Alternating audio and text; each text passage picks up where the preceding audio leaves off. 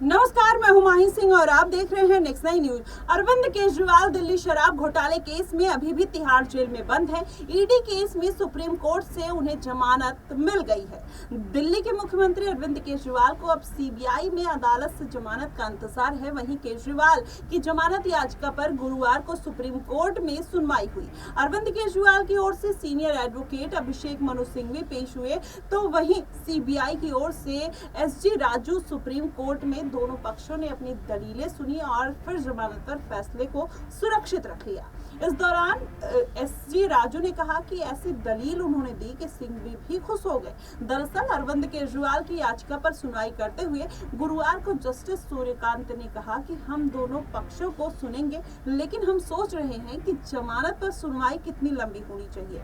क्या सामान्य लोगों को इतना समय मिलता है? इस पर सीबीआई की ओर से पेश हुए एसवी राजू ने कहा कि मुझे भी कम से कम उतना समय चाहिए जितना इनको मिलेगा। इस पर अरविंद केजरीवाल के वकील अभिषेक मनु सिंघवी ने कहा कि मुझे खुशी है कि माय लॉर्ड ने इस ओर इशारा किया। मैं अपनी दलील 12 बजे तक खत्म कर लूंगा ताकि लंच पर सुनवाई पूरी हो सके।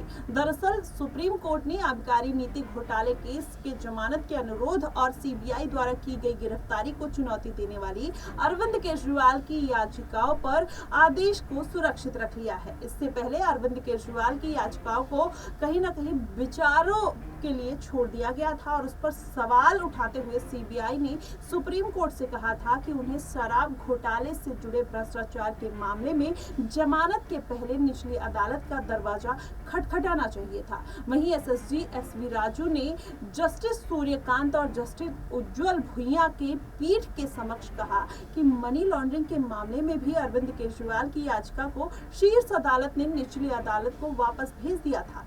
इस याचिका में अरविंद केजरीवाल ने ईडी द्वारा की गई अपनी गिरफ्तारी को चुनौती दिया था। वहीं एसएसजी राजू ने कहा कि उन्होंने सत्र अदालत में जाए बिना सीधे दिल्ली उच्च न्यायालय का दरवाजा खटखटाया है।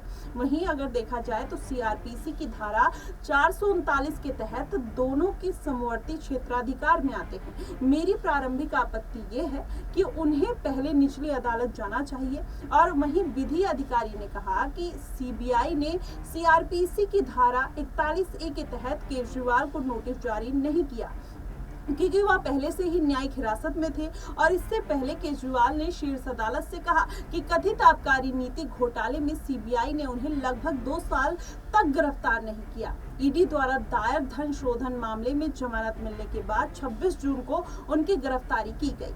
मुख्यमंत्री की ओर से पेश वरिष्ठ अधिवक्ता अभिषेक मनु सिंघवी ने पीठ को बताया कि केजरीवाल को उनकी गिरफ्तारी से पहले सीबीआई द्वारा कोई नोटिस नहीं दिया गया और निचली अदालत ने उन्हें एक पक्षीय गिरफ्तारी आदेश पारित किया था। ऐसे में देखा जाए तो जिस तरीके से अरविंद केजरीवाल को कोर्ट के मामले में इस तरीके के जो कवायदे चलती हुई नजर आ रही हैं, इसका कितना प्रभाव दिल्ली के विधानसभा चुनाव पर पड़ेगा। अरविंद केजरीवाल अगर जेल से बाहर नहीं आते हैं तो क्या इसका कहीं ना कहीं खामियाजा आम आदमी पार्टी को इस बार के विधानसभा चुनाव में देखने को मिल सकता है, या एक बार फिर से अरविंद केजरीवाल अपनी नैया पार लगाते हुए नजर आएंगे और भारतीय जनता पार्टी को एक बार फिर से बड़ा झटका 5 सालों के लिए दे सकते हैं। आपको क्या कुछ लगता है, आप हमें कमेंट बॉक्स में जरूर बताइएगा। फिलहाल के लिए बस इतना ही। देश और दुनिया की तमाम खबरों के लिए हमारे साथ बने रहिएगा नेक्स्ट न्यूज पर।